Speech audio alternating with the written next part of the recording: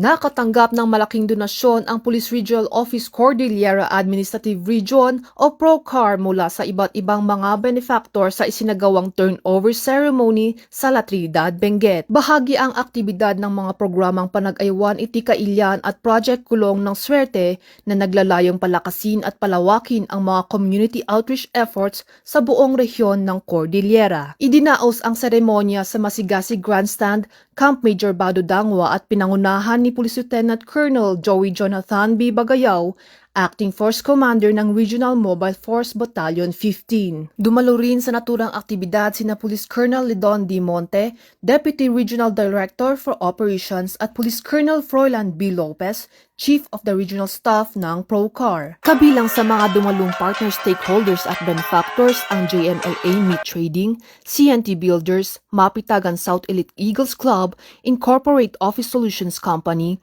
Evolve Industrial Supplies, Jimny Girls Club, Lucky Juan's, Foodline at Dr. Ricardo Argat Bonton Clinic. Sa kanilang mga mensahe, binigyang diin ng mga donor ang kahalagahan ng pagkakaisa at sama-samang pagkilos sa pag-angat ng mga komunidad at muling tiniyak ang kanilang patuloy na suporta sa mga outreach program ng PROCAR. Sa pamamagitan ng inisyatibong ito, makatatanggap ang mga napiling benepisyaryo ng mahahalagang kagamitan tulad ng mga wheelchair, solar lights, medical kits, iba't ibang gamot, school supplies at human papillomavirus o HPV vaccines. Nagpahayag ng taus-pusong pasasalamat ang pamunuan ng RMF-15 sa lahat ng donor at binagyang diin na ang ganitong suporta ay nagpapalakas sa kanilang misyon at nagbibigay ng inspirasyon upang magpatuloy sa paglilingkod sa publiko.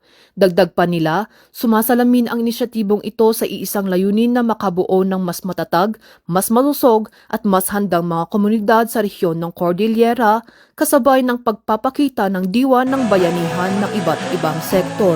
Mula dito sa La Trinidad, Benguet, ako ang inyong PNN correspondent, Police Corporal Kashmir B. Supsupin, alagad ng batas, tagataguyod ng Balitang Pulis.